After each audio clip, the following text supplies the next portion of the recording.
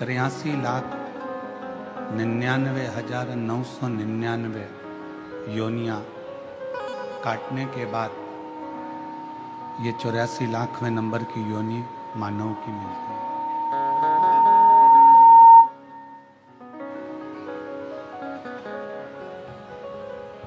अब 83,99,999 योनि जब कट जाती है तब ये 84,00,000वें नंबर पर मनुष्य देह है।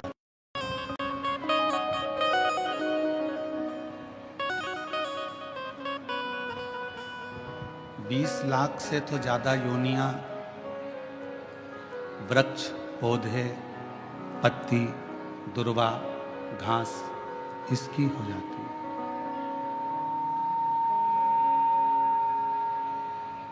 और इन सभी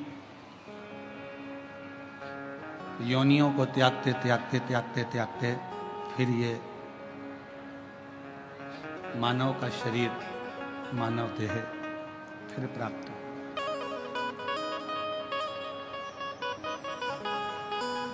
इक्कीस 21,600 श्वास प्रतिदिन इस मनुष्य के शरीर से निकलती है प्रतिदिन। अब उस 21,600 श्वास में से कितनी श्वास आप परमात्मा को दे रहे हैं, कितनी श्वास आप अपने घर के लिए, परिवार के लिए, कुटुंब के लिए, कार्य के लिए रख रहे हैं। कथा के दूसरे दिन में कहा था कि 21,600 श्वास में से यदि मात्र 600 श्वास भी आपने भगवान देवाधिदेव महादेव को या अपने इष्ट को, अपने आराधना के केंद्र परमात्मा को, अपने ईश्वर को अगर दी है तो 21,000 श्वासें अपने आप पवित्र होती चली जाती अपने।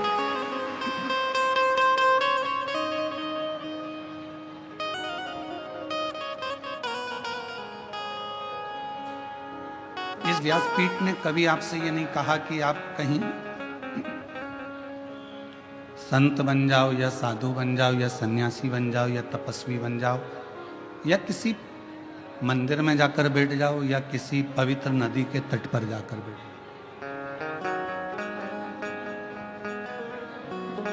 क्योंकि मेरे भगवान शंकर सारे आश्रमों में श्रेष्ठ आश्रम गृहस्थ आश्रम को मानते हैं।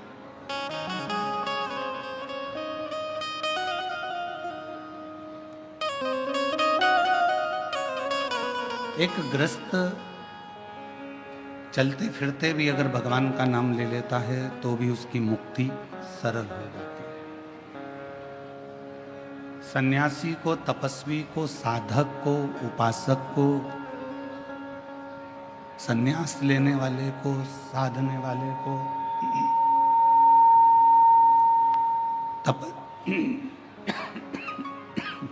तपस्वी को, तप करने वाले को, साधना करने वाले को, उपासना करने वाले को, साधना करने वाले को, तपस्या करने वाले को तो बहुत तप करना पड़ता है। पर एक जो गृहस्थी है, गृहस्थ में रहने वाला जो व्यक्ति है वो चलते फिरते भगवत नाम का स्मरण करे और पार उतरते चले जाता है।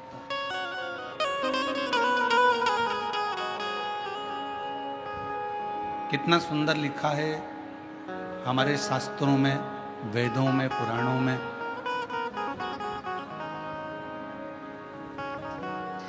कि तीर्थ में जाकर बैठ गए तो मंत्र जाप ज्यादा करना पड़ेगा।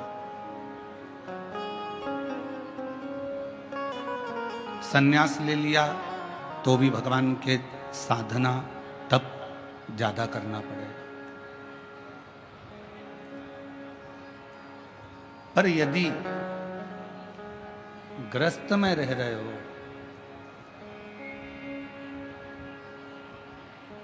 यदि ग्रस्त में रह रहे हो, घर में रह रहे हो और गृहस्थ में रहते हुए, घर में रहते हुए आप ज़्यादा तो नहीं, थोड़ा बहुत भी अगर भगवान का नाम ले लेते हो तो भी आपको जीवन में कहीं भटकना नहीं पड़ेगा और कोई नरक भोगना नहीं पड़ेगा, परमात्मा की शरणागति प्राप्त होगी।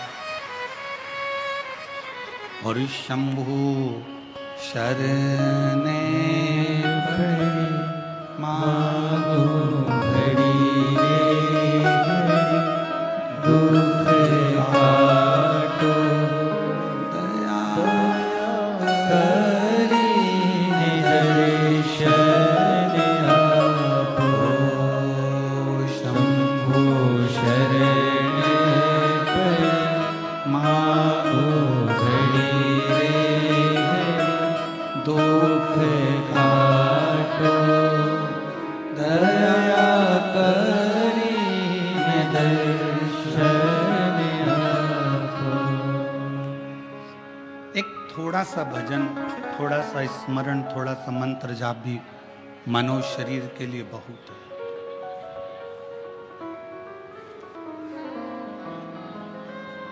एक प्रसंग शिव महापुराण में आता है कि एक बार देव ऋषि नारद को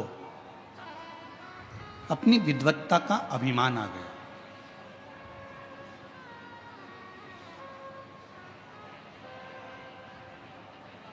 और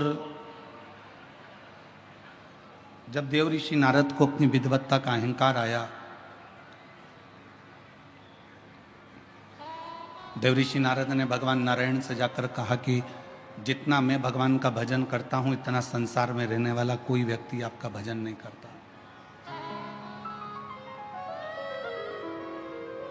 जितना मैं मंत्र जाप करता हूं, उतना कोई मंत्र जाप नहीं करता। जितनी बार मैं आपका नाम लेता हूं, उतना नाम शायद कोई भी नहीं लेता। भगवान विष्णु ने कहा, हो सकता है कि आपका मंत्र जाप प्रबल हो, आप श्रेष्ठ हो, मना नहीं।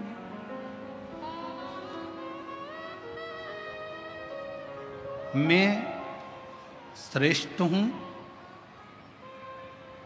ये आपकी विद्वत्ता है, पर केवल पूरी दुनिया में मैं ही श्रेष्ठ हूं, ये आपका अहंकार।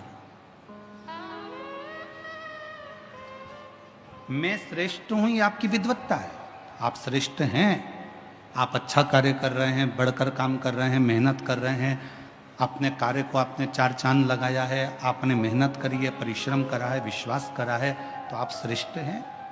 मैं श्रेष्ठ हूं, ये शब्द आपकी विद्वत्ता है, पर केवल मैं ही श्रेष्ठ हूं पूरी दुनिया में, ये आपका अहंकार है।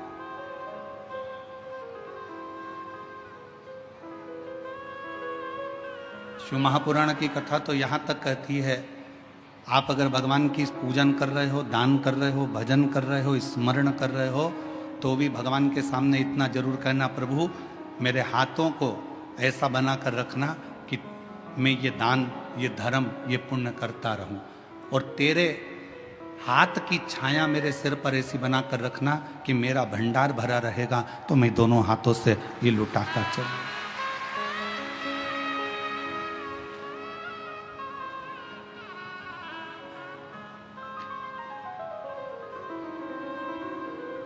और यदि मुझ में अगर तुमने ये दे दिया, मुझ में अगर ये कह दिया कि नहीं ये मेरा है और मैं लुटा रहा हूँ, या मैं कर रहा हूँ, या मैं देने वाला हूँ, या मैं लेने वाला हूँ, तो ये ठीक नहीं, ये श्रेष्ठ नहीं, ये अहंकार की निशानी। देव ऋषि नारद ने कहा कि मेरे बराबर कोई भजन नहीं कर सकता, मेरे बराबर कोई तप नहीं कर सकता, मेरे बराबर कोई साधना नहीं कर सकता। ठीक है, भगवान विष्णु ने एक खीर का कटोरा बुलवाया, नारद जी के हाथ में दिया। नारद, ये खीर का कटोरा शिव जी को देकर आओ।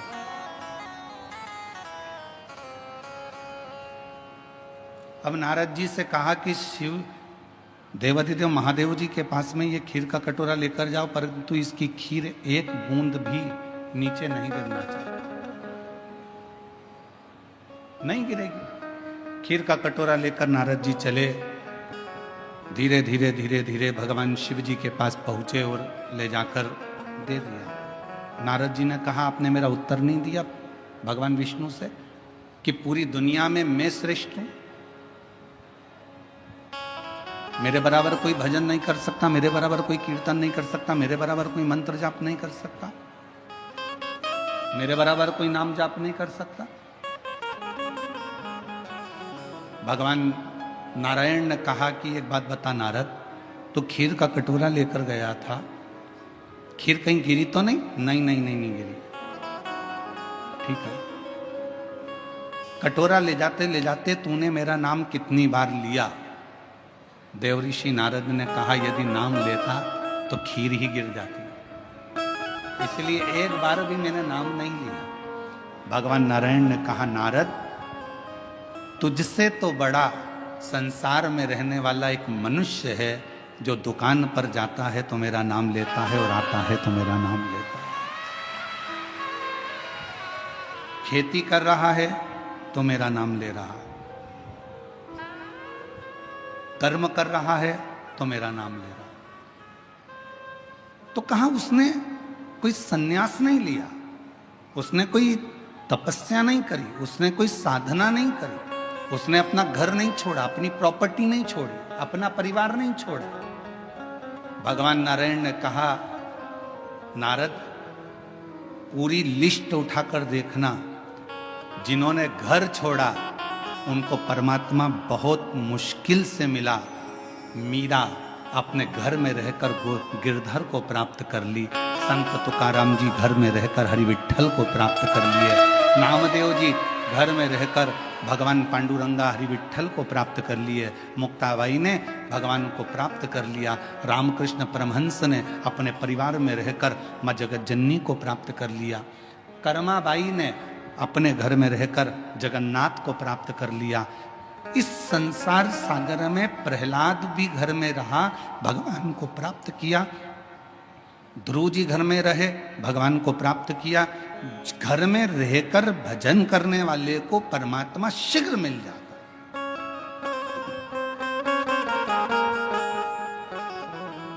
अब तुम्हें भटकना नहीं।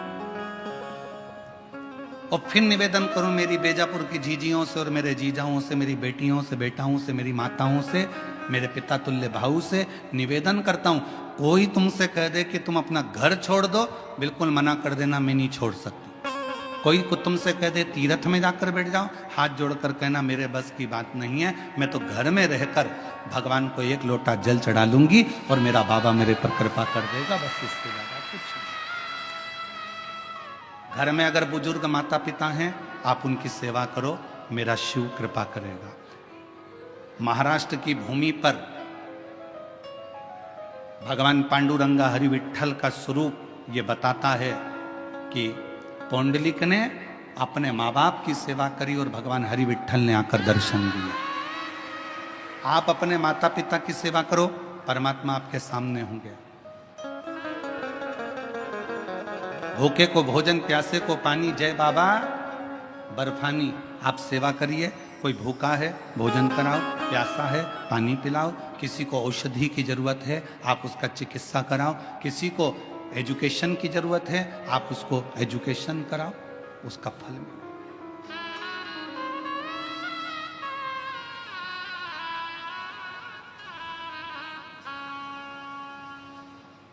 जरूरी नहीं है कि आप किसी व्यक्ति को कोई धन दोगे तो दानी कहलाओगे।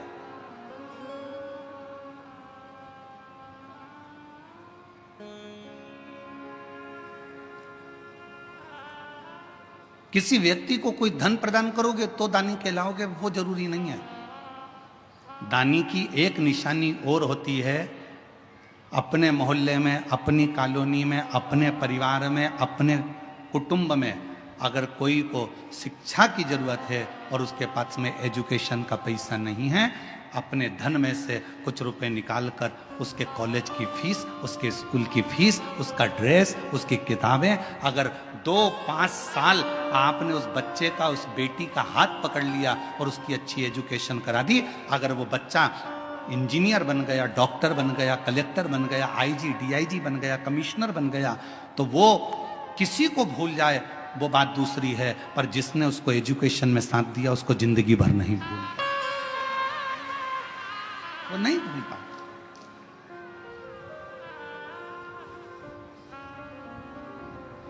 और हम अपनी व्यासपीठ से कई बार कह चुके हैं, हमारे पास में हमारे माता पिता, हमारे पिताजी चने का ठेला लगाते थे, नहीं था धन।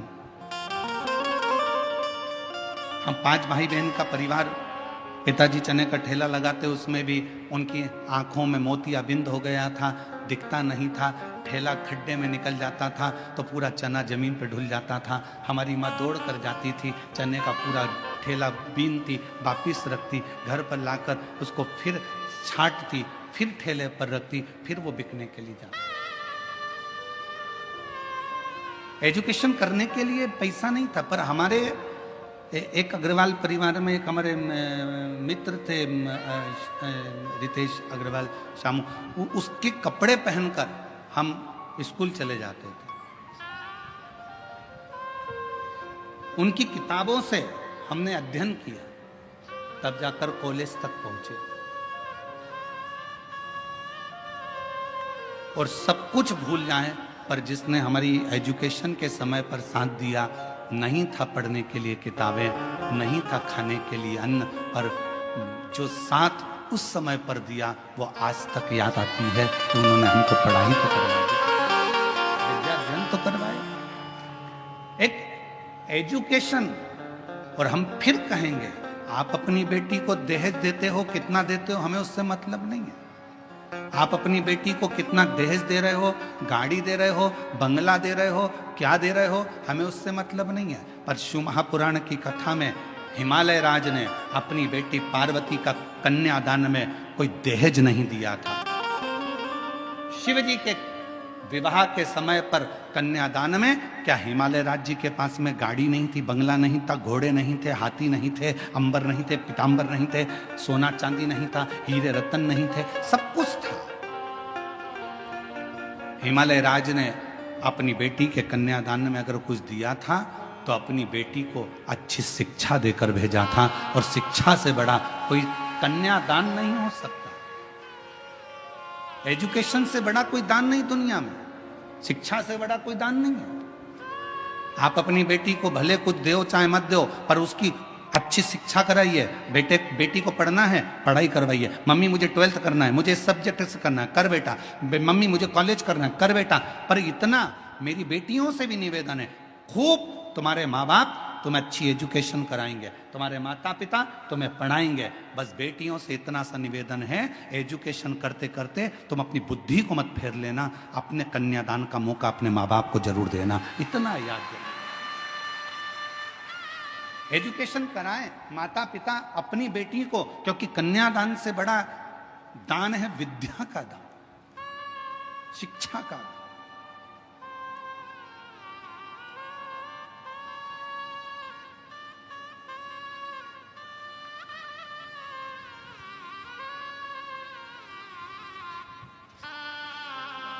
कभी हमारे सीहोर में विठले सेवा समिति के पास जाकर देखना, आप लोग जो दान करते हो उनके पास का जाके एक रजिस्टर देखना, जिस रजिस्टर में केवल मध्य प्रदेश के नहीं पूरे भारत के कई बच्चे ऐसे हैं जिनकी कॉलेज की फीस, जिनकी स्कूल की फीस, जिनकी किताबें, जिनके ड्रेस विठले सेवा समिति हर साल दिलवाती और हर साल फीस जमा करके उनको पढ़ाती है,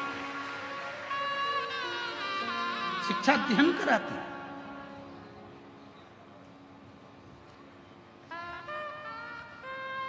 विद्या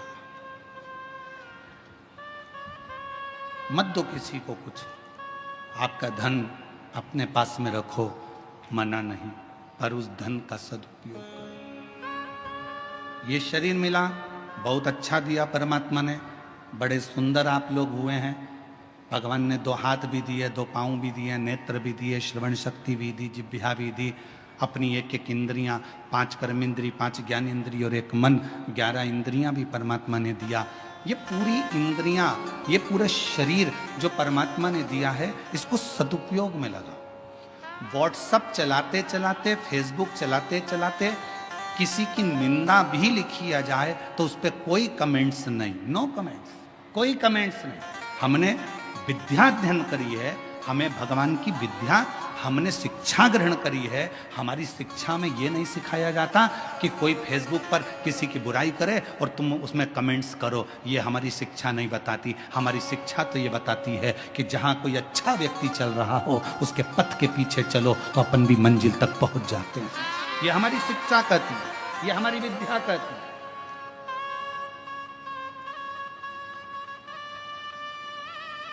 ईर्ष्या कहां नहीं होती। कई लोग कहते हैं महाराज जी कलयुग बड़ा बेकार है। हमने कहा कलयुग से अच्छा तो कुछ भी नहीं है। कई लोग कहते हैं कलयुग बड़ा बेकार है। हमने पूछा कलयुग में क्या हो गया? इतने गंदे लोग दिन भर एक दूसरे को गालियां बकते, अपशब्द कहते, ताना देते, दिन भर जलते, ईर्ष्या रखते। हमने कहा ठीक है, अब तो ये तो तुमने कह दिया कलयुग में हुआ, अब सतयुग का निकालो।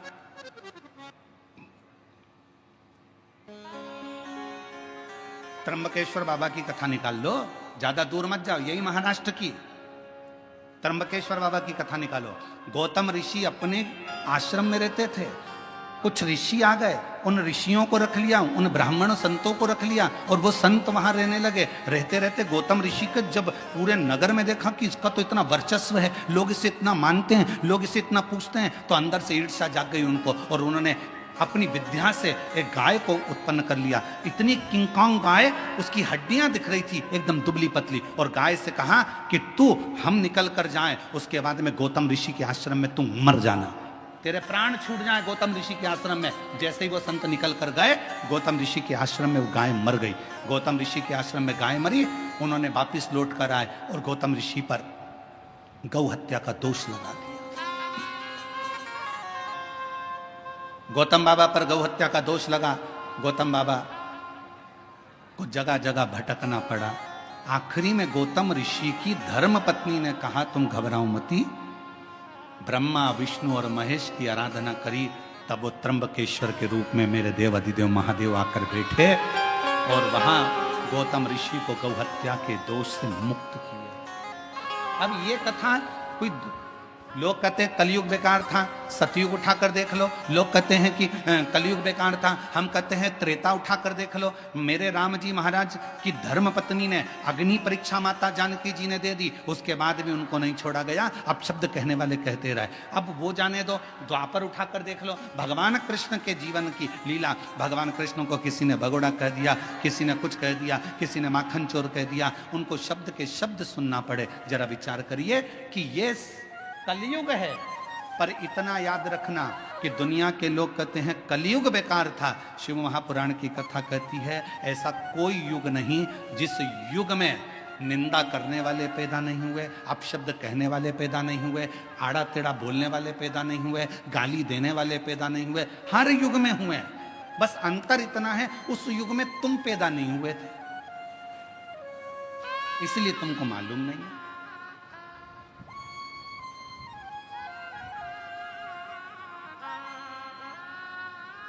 और बची कुची हो तो एक कथा और स्मरण कर लो। भगवान शंकर की नृत्य करती हुई नटराज की मूर्ति किस किस ने देखी है? फोटो या मूर्ति कभी मोबाइल पे या कहीं देखा है? हाथ तो उठाओ जरा, सबने देखा है, रख लो। शिव जी की नटराज की मूर्ति अगर आपने देखी होगी तो भगवान नटराज नृत्य कर रहे हैं और नृत्य करते समय उनके पांव के नीचे एक पुरुष दबा हुआ है। देखा है? जम के तो बोलो, सबने देखा है? आवाज नहीं आई, जम के बोलो जरा। देखा है ना? एक पुरुष जमीन पर लेटा है और भगवान शंकर उस पर नृत्य कर रहे हैं। अब लोग क्या कहेंगे कि भगवान देवाधिदेव महादेव, भगवान शंकर, भगवान शिव, ओगड़दानी शंभु एक पुरुष के ऊपर नृत्य कर रहे। कौन था ये?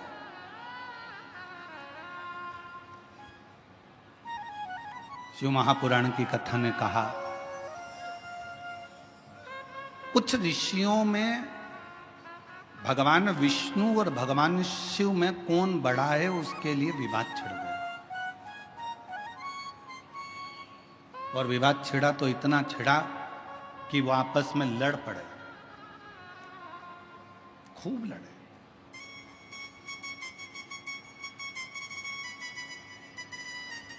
इतनी लड़ाई हो गई ऋषियों में, आखिरी में निर्णय ये निकला कि भगवान विष्णु ही श्रेष्ठ हैं। उनकी बुद्धि में ये बैठ गया और उन्होंने शंकर जी को निंदा करना प्रारंभ कर दिया। अब वो शिव जी को व्यर्थ समझने लगे। अब जब भगवान शंकर को व्यर्थ समझने लगे तो ऋषियों के मन में आया कि कुछ भी हो, अगर ये शंकर भगवान को व्यर्थ समझ रहे हैं, उनकी निंदा कर रहे हैं, उनके लिए अपशब्द बोल रहे हैं, तो ऋषियों ने एक पुरुष को प्रकट करा। उस पुरुष का नाम था अपस्मार। जो शिवजी के नटराज की मूर्ति के नीचे जो पुरुष सोया रहता है उसका नाम है अपस्मार। क्या नाम है? जम के बोलो, अपस्मार। फिर से बोलो, अपस्मार। एक पुरुष उत्पन्न किया और पुरुष उत्पन्न कर कर उस पुरुष को आज्ञा दी, जाओ जाकर देवादिदेव महादेव को समाप्त कर दो। अब उन ऋषियों को समझाए कौन? जिसके अधीन स्वयं काल हो, जो स्वयं कालो का भी काल महाकाल हो, उसे कौन समाप्त करेगा? कौन मारेगा? कहा, ए अपस्मार पुरुष, तुम्हें जाकर भगवान देवादिदेव महादेव का संहार करना है, उनको समाप्त करना है। अपस्मार पुरुष ऋषियों की वाणी को सुनकर, क्योंकि ऋषियों ने उसको प्रकट करा था, उनकी वाणी सुनकर चल दिया देवादिदेव महादेव को मारने के लिए। जो धाम पर पहुंचा तो शंकर और पार्वती मैया बैठे हुए थे। अपस्मार मुनि उस पुरुष ने, अपस्मार पुरुष ने जैसे ही शिव और पार्वती जी का दर्शन किया, दर्शन करते से ही उसकी आंख में से आंसू बहने लगे, नेत्रों से नीर बहे।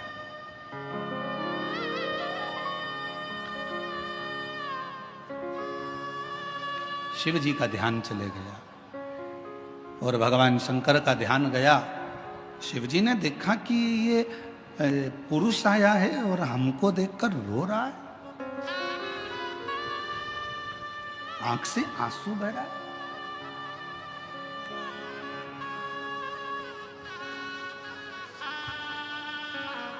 शिव जी ने ध्यान लगाकर देखा कि ये है कौन। शंकर भगवान ने जो ध्यान लगाया तो पार्वती से कहा, पार्वती, भगवान विष्णु और मुझ में भेद करा ऋषियों ने, और भगवान नारायण को श्रेष्ठ मानकर मेरे लिए अपशब्द कहकर मुझे मारने के लिए इस अपस्मार पुरुष को भेजा गया। इस पुरुष को मेरे पास भेजा गया, मार। पार्वती जी कहती हैं, पर ये रो क्यों रहा? शिव जी ने कहा, पार्वती, तेरा और मेरा दर्शन किया तो इसके मन में श्रद्धा उत्पन्न हो, रो रहा कि मुझे मारने के लिए भेजा है। अब मैं मारूं तो कैसे? मुझे मैं मारूं तो कैसे मारूं? विचार किया। फिर शिवजी ने ध्यान लगाया कि शरण में आया है, मुझे देखकर अंदर श्रद्धा उत्पन्न हुई है, भले इसको मेरे को मारने के लिए भेजा, पर मेरा फर्ज है इसका कल्याण करना। शिवजी ने नृत्य करना प्रारंभ कर दिया और शंकर भगवान ने जो नाचना प्रारंभ करा, वो अपस्मार पुरुष ने देखा कि मैं क्या करूं। अगर जब हम भगवान का दर्शन कर लेते हैं, स्मरण कर लेते हैं, तो हमारी चित्त वृत्ति में बैठ जाता है कि मैं भगवान के चरण पकड़ लूं। नृत्य करते समय जैसे ही भगवान ने अपना एक पांव ऊपर करा, उसी समय पर अपस्मार पुरुष ने शिव जी का चरण पकड़ना चाहा, शिव जी का चरण छुआ, जमीन पर सो गया। भगवान शंकर उसी पर नृत्य करते रहे और उसके अंत में प्राण छूट गए। क्यों? क्योंकि शिव पुराण की कथा कहती है उस अपस्मार पुरुष ने भगवान के चरणों को पाना था और शिव के चरणों में ही प्राण त्यागना थे। ये विचार, ये विचार।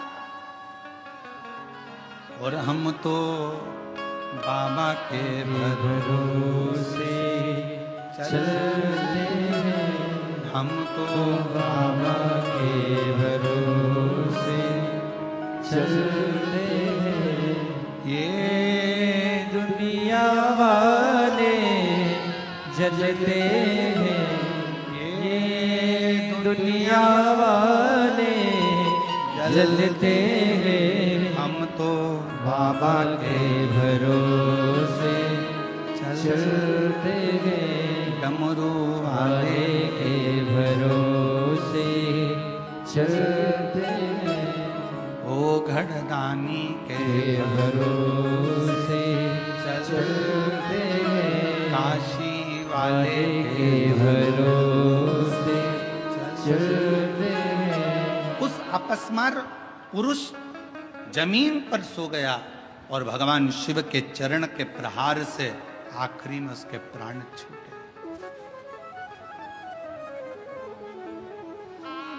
असुर था, शिव को मारने के लिए आया था।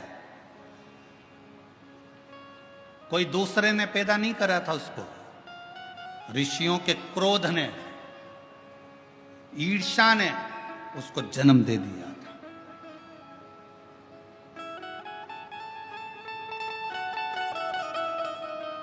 और ये क्रोध, ये ईर्ष्या, ये तर्क वितर्क, ये सब हमारी शिव पुराण की कथा कहती है, इससे थोड़ा दूर हटते चले जाओ। दूर।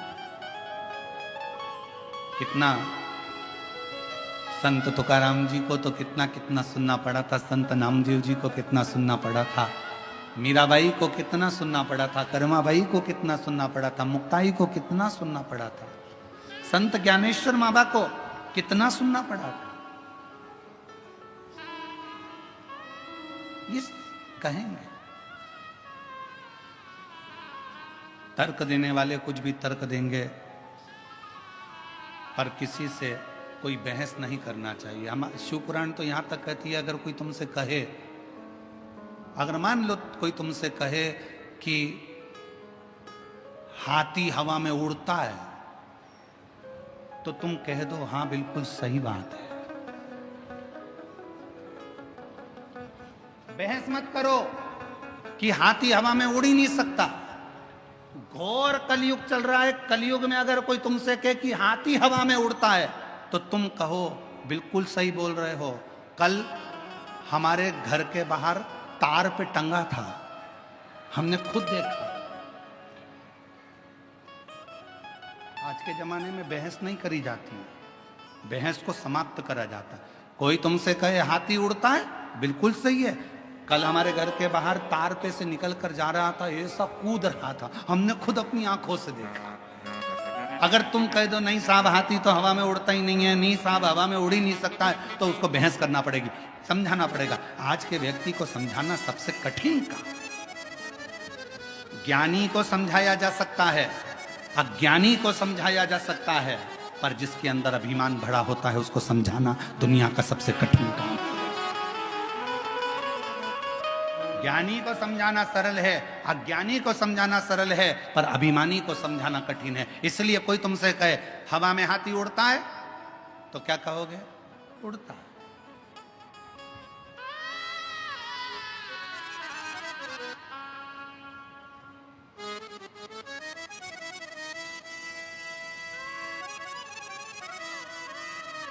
अब किससे वो हमारे वो आशीष की लड़की है अभी का, तो वो एक बार हम उसके पास में बैठे तो ऐसे वो गेम खेल रहे थे, हवाई जहाज उड़, कागज उड़, कपड़ा उड़,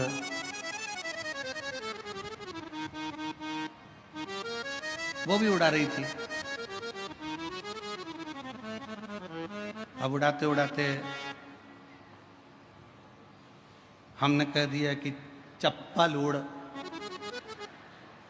तो उसने भी कह दिया बड़े पापा उड़। तो हमने कहा तुम तो आउट हो गई। कहने काय को आउट हो गई, चप्पल भी उड़ती है। हमने कहा कैसे उड़ती है? वो गई बाहर से चप्पल उठा लाई, जो फेंका यहां से वहां, देखो पापा उड़ी की नहीं उड़ी? हमने कहा उड़ गई। अब ज्ञानी को समझाओ, अज्ञानी को समझाओ, पर शास्त्र कहता है आज का जमाना कोई बहस करने का नहीं है। आज का जमाना बहस का नहीं, आज का जमाना तो बस भजन करने का है। मौन रहो, स्थिर रहो और भजन चित्त स्थिर।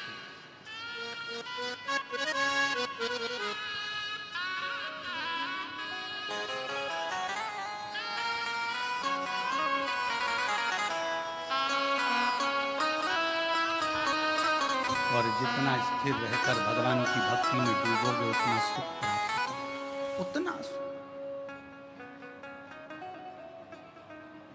जिस अपस्मार पुरुष को ऋषियों ने जन्म दिया था, वो अपस्मार पुरुष शिव को मारने के लिए गया था, पर मेरे शंकर भगवान के दर्शन का फल ये मिल गया कि उसके चरणारविंद में ही उसके प्राण छूट गए।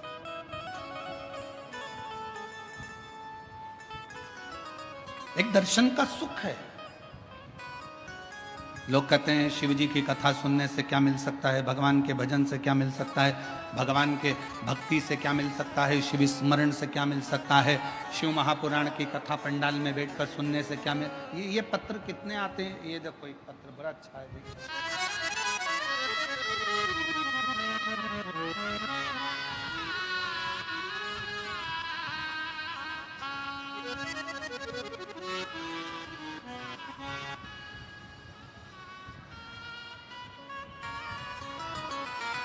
मेरा नाम श्रीमती सविता सदाशिव चंद्र है। मैं बेजापुर के पालखेड़ गांव की निवासी हूँ। मेरी शादी को 10 साल हो गए थे, पर मेरे यहाँ कोई संतान नहीं थी। पत्र को एलईडी पर पढ़ सकते हो, आस्था चैनल पर पढ़ सकते हो। तब मुझे किसी ने पशुपति नाथ के व्रत के बारे में पता चला। मैंने 2 बार व्रत किया। श्रावण मास में हर रोज बाबा की कावड़ चढ़ाती, बाबा से विनती करती, और बाबा की कृपा से 10 साल के बाद मेरे घर में 2 संतान ने जन्म लिया। मैं बाबा को यहाँ प्रणाम करने के लिए आई। दोनों संतान के फोटो लगाए गए हैं, आप एलईडी पर देख सकते हैं। अगला पत्र देखिए। मैं सविता अप्पा साहेब दारुंटे, गांव हनुमंत गांव, तहसील बेजापुर, जिला छत्रपति संभाजी नगर। मेरा मोबाइल नंबर ये है। मेरी शादी को 19 साल हो गए थे, फिर भी 19 साल में कोई संतान नहीं थी। अस्पताल में डॉक्टरों की सलाह ली, पर मुझे समाधान नहीं मिला। फिर डॉक्टरों ने 2017 में टेस्ट बेबी भी कराया, पर उससे भी मुझे औलाद नहीं हुई। एक दिन आस्था चैनल पर मैंने मेरे परिवार के मुख से सुनी हुई शिव महापुराण की कथा बताई, तो हमने सुनना प्रारंभ करी। सफेद आंकड़े की जड़ को बांधा। पिछले 3 से 4 साल में हम रोज आस्था चैनल पर कथा सुनते हैं, बाबा से विनती करते हैं, गुरुदेव। कोई एक बार आंकड़े की जड़ का प्रयोग करता है, मैंने 2 बार आंकड़े की जड़ का प्रयोग करा। बार बार भगवान शिव के पशुपति व्रत करे, और बाबा की कृपा से 19 साल के बाद 25 मई 2025 को मुझे 2 बेटों ने जन्म लिया। मैं बाबा को प्रणाम करने के लिए आई हूँ। अगला पत्र देखिए।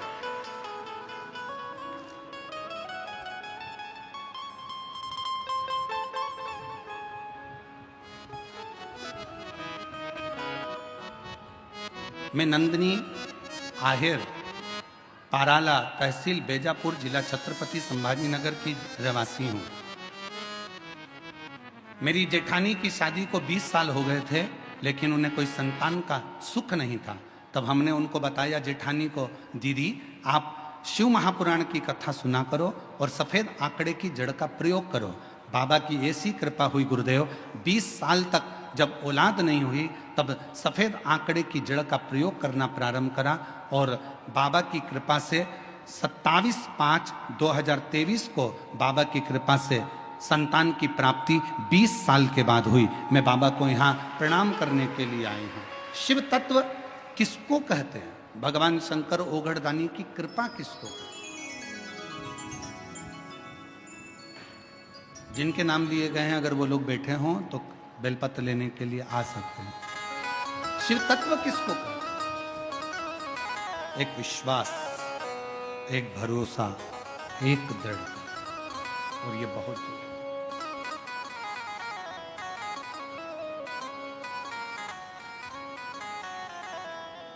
जो जैसी भावना लाया वो वैसा ही फल पाया, नहीं खाली उसे लौटाया वो मन ही मन हर्षाया। जो जैसी भावना लाया वो वैसा ही फल पाया, नहीं खाली उसे लौटाया वो मन ही मन हर्षाया।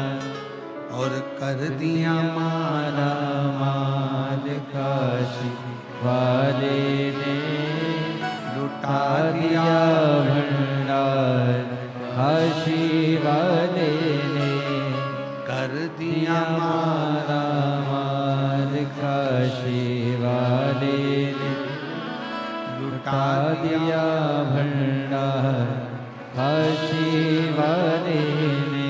भगवान शंकर की करी हुई भक्ति जिंदगी में कभी खाली नहीं जाती, कभी नहीं।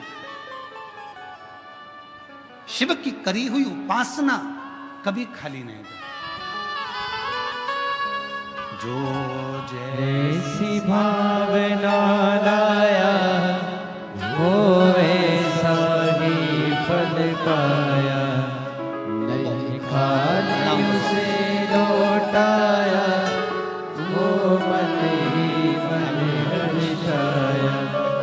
और कर दिया 20 साल के बाद हुआ है। एक बार जोरदार ताली बजाएं।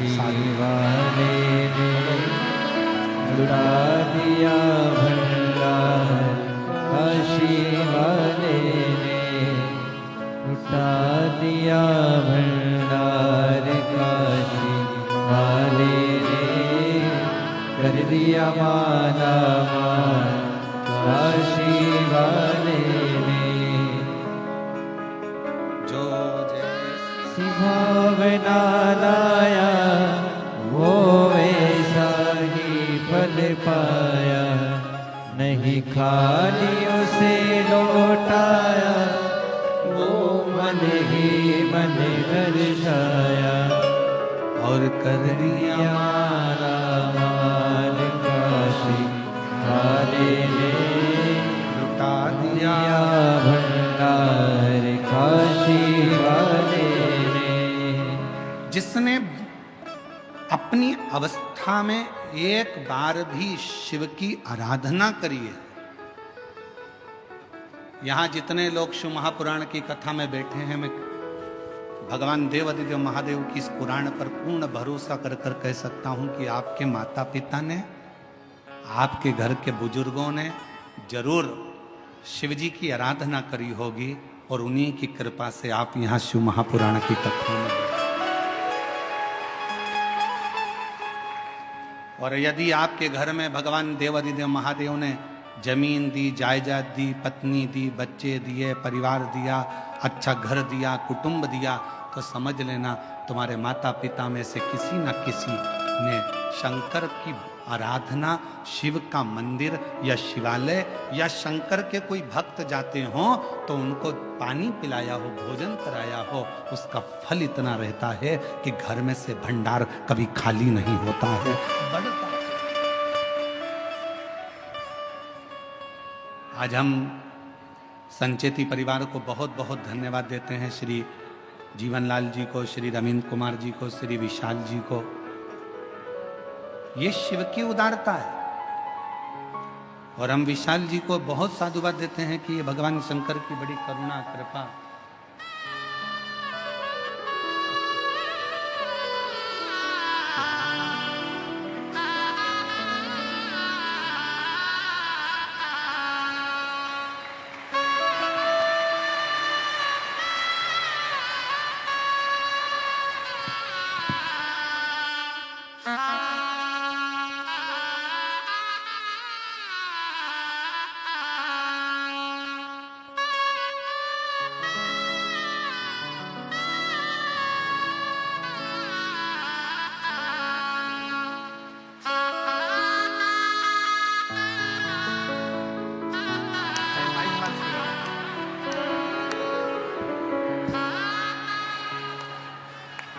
अभी मई में हुए हैं, यही 2025, और 19 साल के बाद हुए हैं दोनों। जोरदार ताली बजाकर स्वागत करें।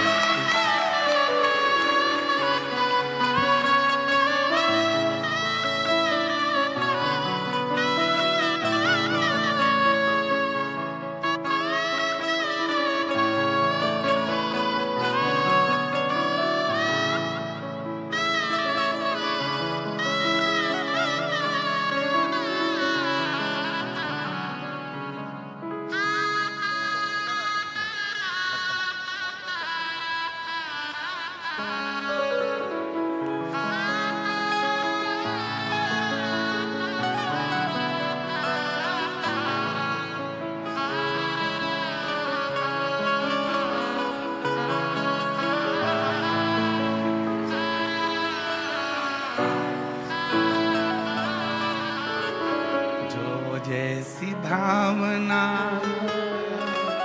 वो वैसा ही फल पाया, नहीं खाली उसे लौटाया, वो मन ही मन हर्षाया, और कर दिया माला माल काशी वाले, लुटा दिया भंडार काशी वाले ने। ये कथा करते करते तो हमको ऐसा लगता है कि भारत सरकार थोड़े दिन में हमारे पास में पत्र भेजेगी कि तुम वंश की वृद्धि कराते जा रहे हो, हम रोकने का काम कर रहे हैं, और तुम 2 बार पशुपति व्रत, 2 बार सफेद आंकड़े की जड़, तो जुर्माना दिया जाए।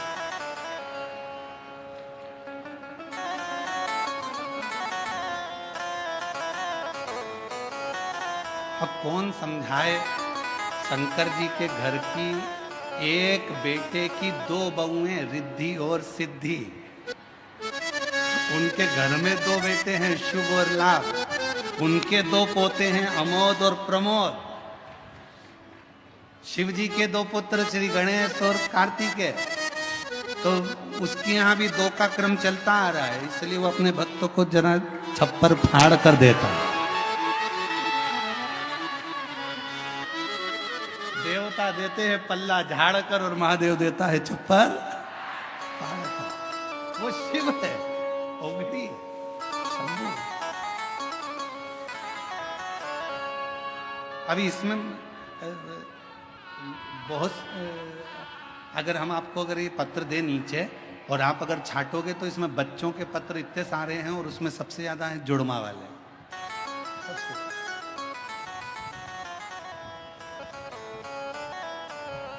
शिव शिव है,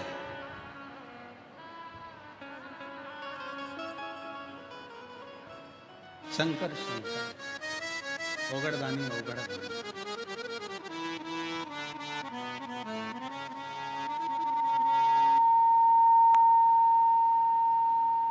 तेरे दरबार की बाबा निराली शान देखी है। वो जुड़मा और आ रहे हैं, वो देखो जुड़मा और आ रहे हैं भी 2।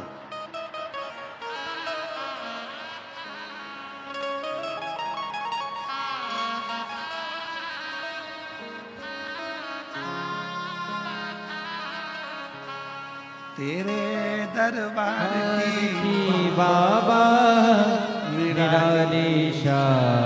देखी है, तुझे देते नहीं देखा, पर झोली भरी देखी है।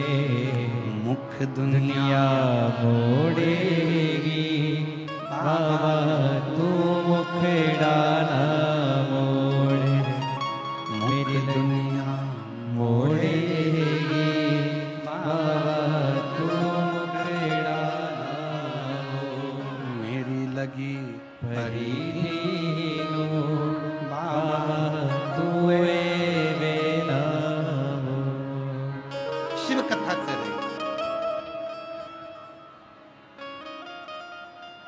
हम श्री विशाल जी संचेती जी को, उनके श्री जीवनलाल जी को, श्री रविंद्र कुमार जी संचेती जी को बहुत धन्यवाद देते हैं कि आपने अपने पूर्वजों के उद्धार के लिए, अपने दादा परदादा के उद्धार के लिए एक शिव महापुराण की कथा कर कर पूरे कुल को पार। अगर भगवान धन दे और भगवान अगर धन के साथ में हृदय दे तो अपने पूर्वजों के उद्धार के लिए जिंदगी में एक बार शिव महापुराण की कथा जरूर करो और कराओ, स्मरण करो अपने जीवन में। शिव शिव है, उसकी उदारता, उसकी करुणा, कृपा। शिव कथा कर रहे हैं।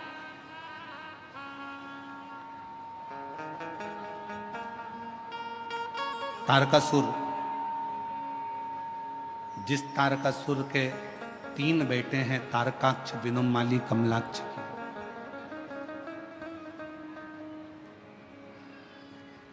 तारकाक्ष, विदुमाली, कमलाक्ष की 3 पुत्र हैं।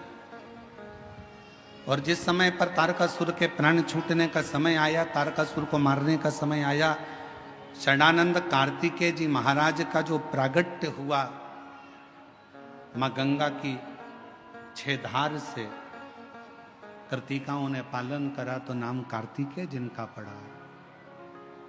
उन षडानंद कार्तिकेय जी को तारकासुर के संहार के लिए भेजा गया।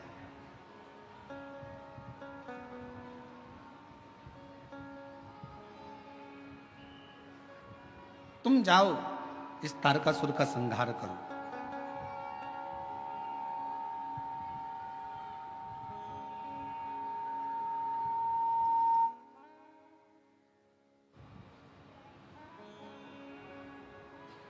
इस तारकासुर का संहार करिए।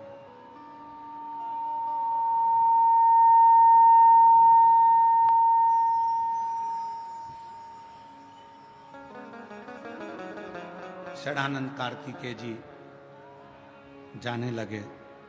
माँ दुर्गा भवानी जगतधात्री माँ दुर्गा अम्बा ने रोक लिया, माँ जगतधात्री ने रोक लिया।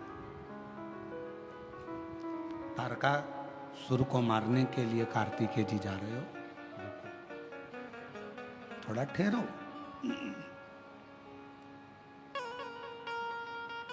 माँ अम्बा ने कहा कि तारकासुर ब्रह्मा जी से एक वर मांगा था, अगर मैं मरूं तो शिव जी के पुत्र के द्वारा मरूं। कार्तिकेय, तारकासुर तुम्हारे द्वारा मरेगा ये निश्चित है, पर बात ऐसी है कि तारकासुर ब्रह्मा जी को कष्ट दिया, सबको कष्ट दिया, पर तारकासुर ने कभी शंकर को कोई कष्ट नहीं दिया। और ये बात हम पहले भी कथा में कह सकें कि शिव जी का संसार में देवता हो, असुर हो, गंधर्व हो, साच हो, किन्नर हो, गंधर्व हो, तारकासुर जैसे कोई भी असुर हो, मेरे शंकर भगवान का दुनिया में कोई द्रोही नहीं है, शिव जी का कोई दुश्मन नहीं, शिव का कोई दुश्मन नहीं। और आपका और हमारा भी जगत में कोई दुश्मन नहीं है, ना हमारा कोई दुश्मन है ना आपका कोई दुश्मन। दुश्मन कौन? आपका भी कोई दुश्मन नहीं है, हमारा भी कोई दुश्मन नहीं है। दुश्मन किस चीज का है? तो कहा दुश्मन अगर इकट्ठे होते हैं तो आपकी प्रतिष्ठा के दुश्मन एकत्रित होते हैं। आपका कोई दुश्मन नहीं है, पर आपकी जो प्रसिद्धि है, आपकी जो सिद्धि है, आपका जो पद है, आपका जो फैक्ट्री है, आपका जो व्यापार है, आपका जो व्यवसाय है, आपकी जो उन्नति है, बस दुश्मन उसको देखकर उत्पन्न होते हैं। बाकी का आपका और हमारा दुनिया में कोई दुश्मन नहीं, ना आपका कोई दुश्मन है, कोई दुश्मन है, ना आपका कोई दुश्मन है। दुनिया में कोई दुश्मन ना तुम्हारा है ना हमारा है। केवल प्रसिद्धि को देखकर, सिद्धि को देखकर, आपकी सिंहासन को, आपकी सत्ता को देखकर उसके दुश्मन।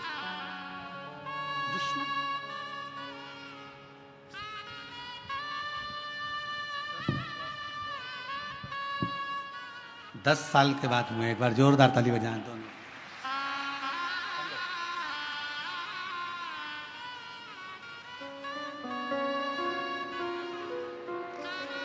संभव श्री शिवाय नमस्ते। प्रणाम करो, प्रणाम करो, आराम से।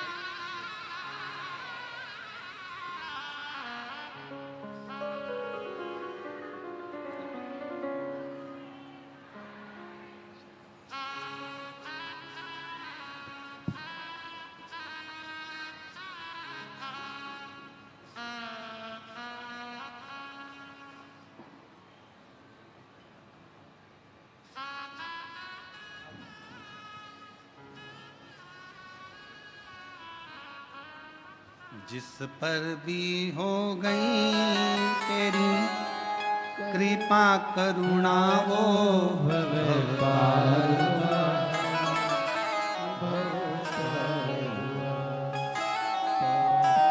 हो चाहे जितना उसका भी बाबा उधार हुआ, उधार गीत अजाम गणिका जैसे तेरे मन को भाई जरा सी हम पर कर दो, जरा सी हम पर कर दो।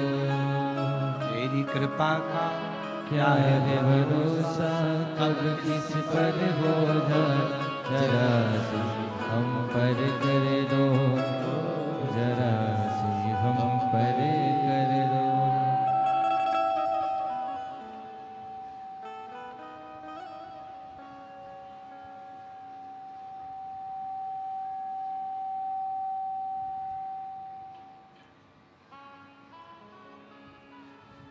शिव कथा कर रही है, भगवान शंकर का चरित्र कर रहा है, शिव महापुराण की कथा कर रही है, शिव तत्व कह रहा है। कोई दुश्मन नहीं। मां के गर्भ से जब जन्म लिया था, आपका और हमारा कोई दुश्मन नहीं था। आपकी और हमारी प्रसिद्धियां जब बहुत आगे बढ़ बढ़कर अगर कोई कार्य करता है तो लोग उससे भी ईर्ष्या करने लगते हैं। ईर्ष्या। पर क्या सोचना, एक हंस और एक कौवा, दोनों में अंतर होता है। हंस और कौवे में बहुत अंतर होता है। हंस किसी को देखकर अगर सरोवर के तट पर कोई आ जाए, या कोई पशु आ जाए, पक्षी आ जाए, मनुष्य आ जाए, गंधर्व आ जाए, देवता आ जाए, जलचर आ जाए, हलचर आ जाए, कोई भी अगर वहां आ जाता है तो हंस कभी चिल्लाता नहीं।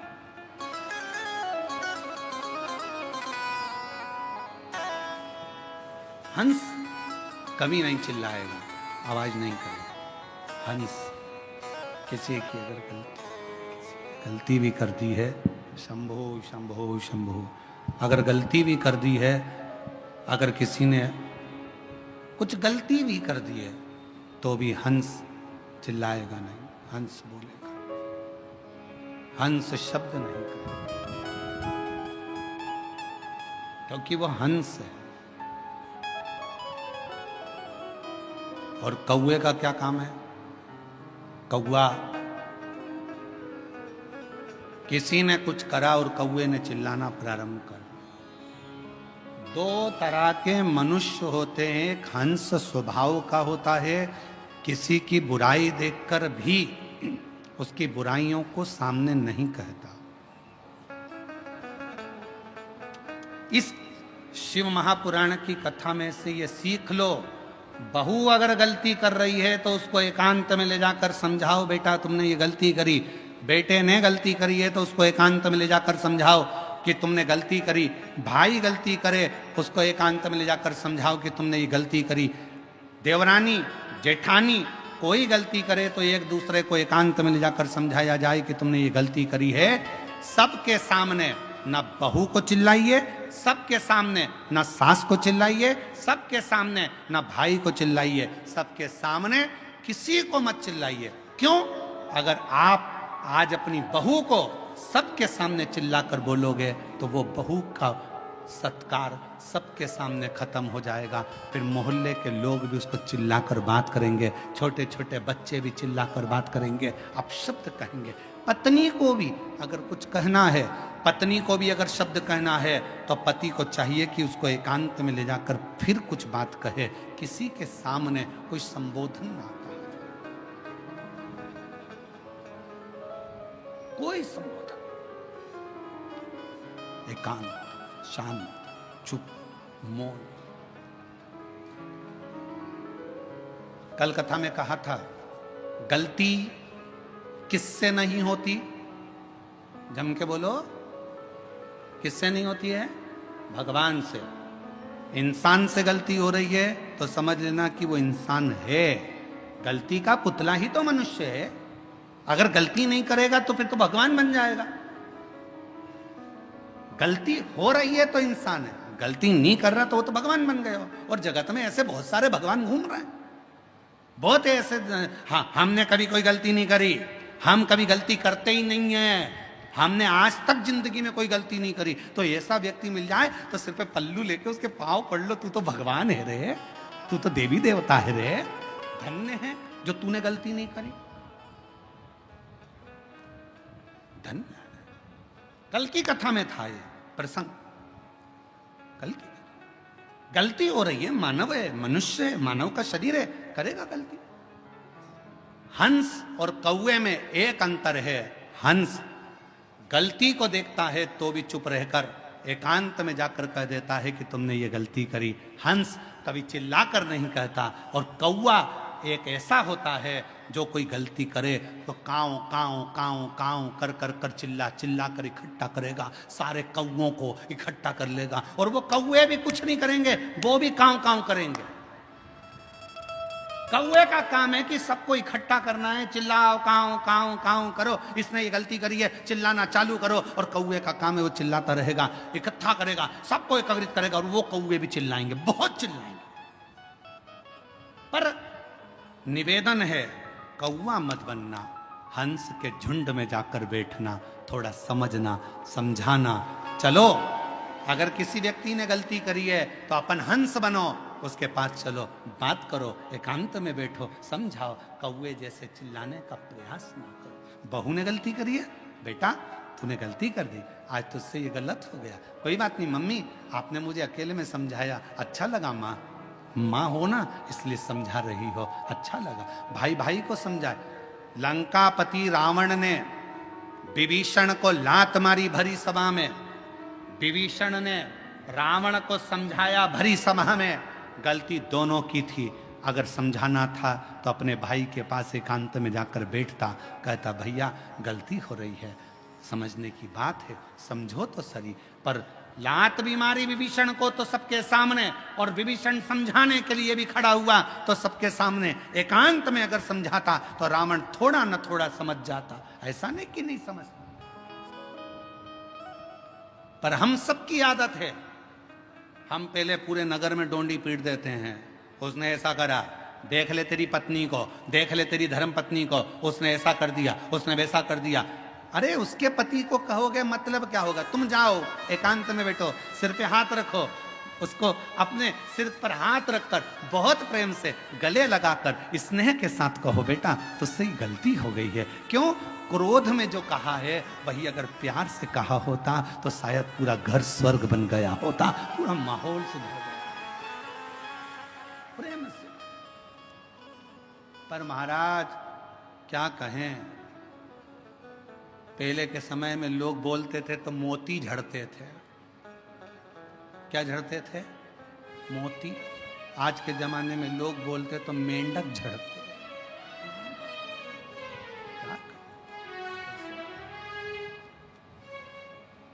स्नेह करो।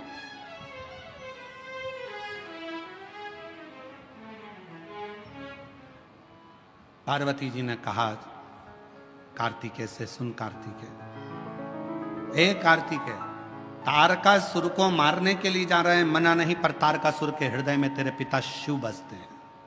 असुर है वो, राक्षस है वो, पर उसके दिल में शिव बसा। शंकर उसके हृदय में बैठा।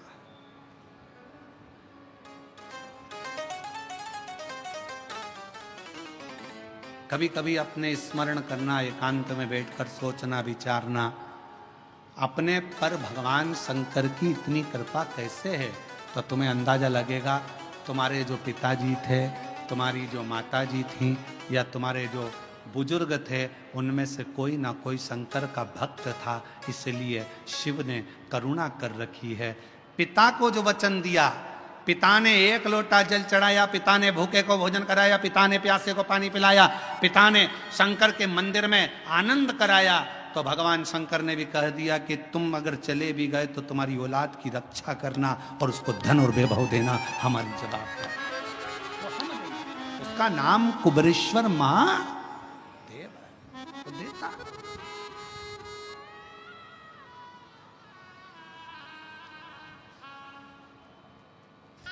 शिव कथा कही और खाली ना जाता कोई दर से तुम्हारे। आप जिस भावना से सम्मुख में आओ, शिव की साक्षी में एक लोटा जल चढ़ाओ, बेलपत्र की साक्षी रखो, बेलपत्र का स्मरण। कितना सुंदर एक प्रसंग आता है शिव महापुराण का, एक बड़ा रोचक प्रसंग है कि भगवान शिव की भक्ति करने वाली एक स्त्री, अपना पति दूसरे मार्ग पर चले गया था, केवल एक बेलपत्र का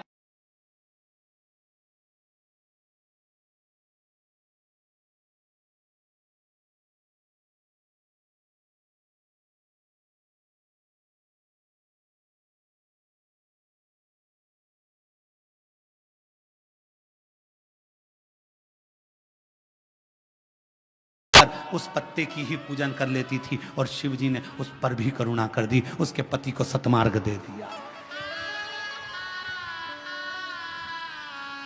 सतमार्ग दिया। वो शिव है, साधारण नहीं।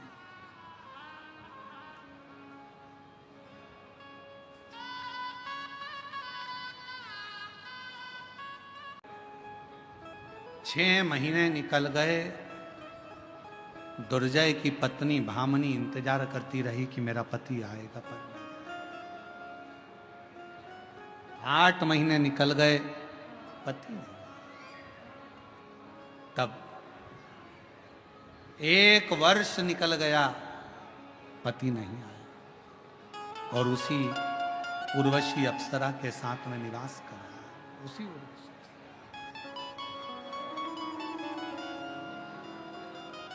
वही निवास कर रहा है। एक दिन भामनी के मन में, जरा ध्यान देना, बेलपत्र शिव पुराण की कथा चल रही है, बहुत सावधानी से सुनिएगा। आज कथा का 6ठा दिवस है। आज की कथा को शिवरात्रि की कथा मानी जाती है, और कल कथा का समय सुबह 8 बजे से 11 बजे तक कथा स्थल पर रहेगा। टीवी पर वही 1 बजे से 4 बजे तक रहेगा। पर जो आज की कथा है उसको अपनी जिंदगी में उतारना जरूर, कि एक बेलपत्री की महत्वता कितनी है, उसको समझिए।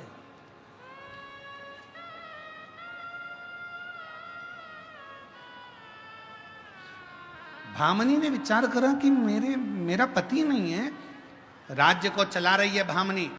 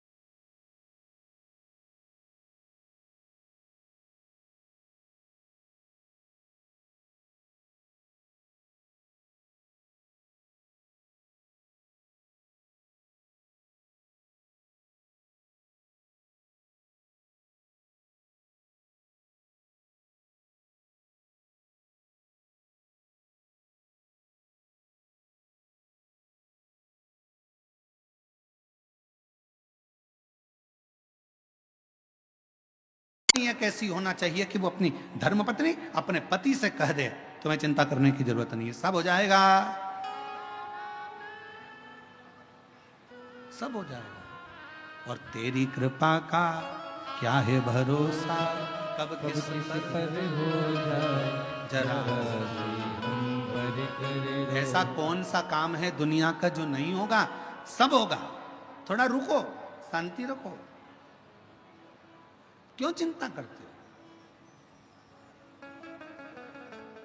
भामनी में लगा, मन में भामनी क्या आया कि मेरा पति नहीं, राज्य संभालना है, संभाल रही है भामनी, देख रही है पूरे राज्य को संभालने का काम कर रही है,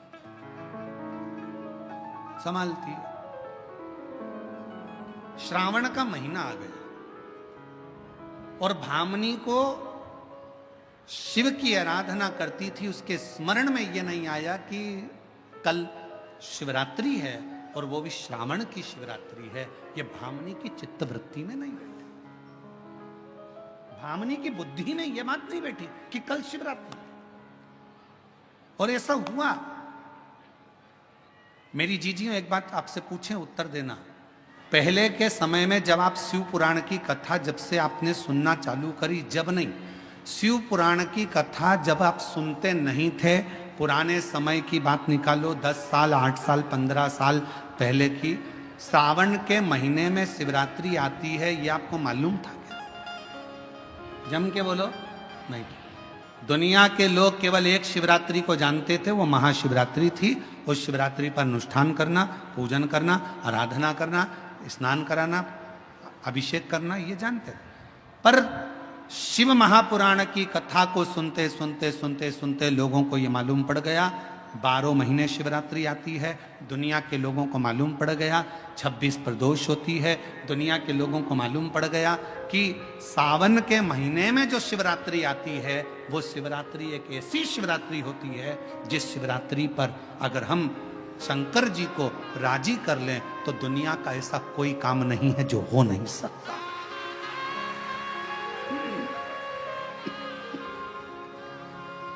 शिवरात्रि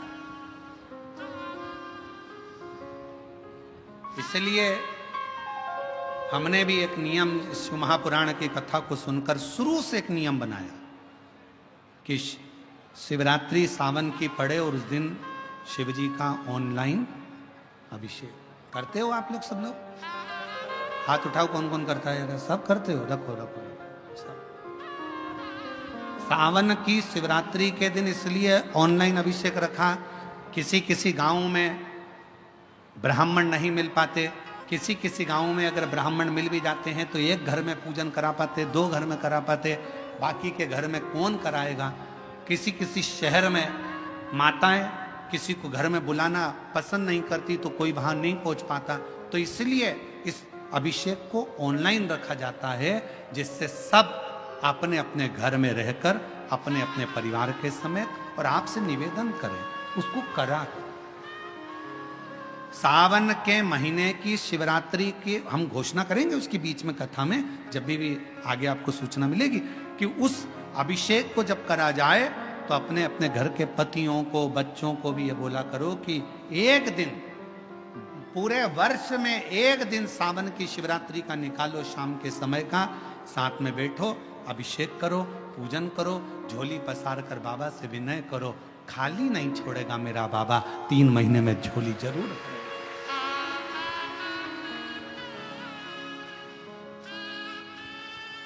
एक पत्र है, देखिए।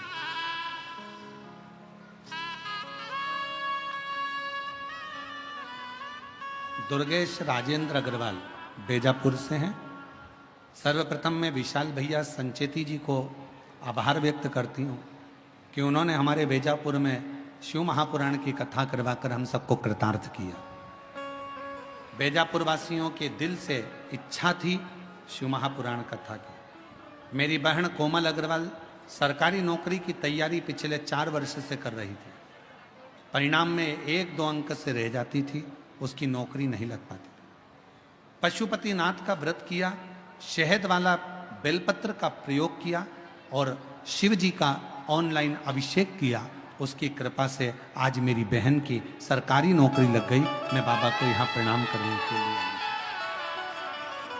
एक शिव की आराधना का एक पत्र और है। मेरा नाम राजश्री सुभाष तुपे, मैं तालुका गंगापुर, जिला संभाजी नगर की रहने वाली हूँ। मैंने सरकारी नौकरी के लिए 5 बार अप्लाई किया, बहुत मेहनत भी की, फिर उसका फल नहीं मिला। भगवान के ऊपर छोड़ा। किसी के कहने पर शिव के मंदिर जाना, शंकर की आराधना करना, बेलपत्र का प्रयोग करना प्रारंभ करा। बाबा से विनय करती पशुपतिनाथ का व्रत किया और बेलपत्र पर शहद लगाकर चिपका कर गई और बाबा से, जैसा आप कहते हो मेहनत को 4 गुना करो, मैंने अपनी मेहनत को 4 गुना बढ़ाया। आप कहते हो पढ़ाई 4 गुना करो, मैंने रात दिन पढ़ाई करी और बाबा की कृपा से मेरा महाराष्ट्र पुलिस में हो गया और मैं अब जलगांव में नौकरी कर रही हूं। मैं बाबा को यहाँ धन्यवाद देने के लिए एक शिव कथा कहती है।